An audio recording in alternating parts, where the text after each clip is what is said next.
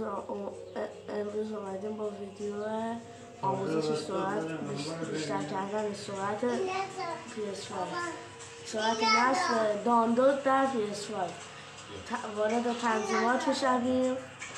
گزینه از اول سوم دوم و این تیک خاموشه شما روشنش میکنید برای که این ویدیو برای کسایی که اکانت PS دارن. بعد روی دسته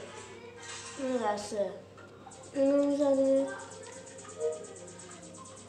بعد زبدر بعدش از اول چهارمی رو میزنید بعد همیشه رو خودکاره شما عادیش میکنید و این کد رو وارد میکنید.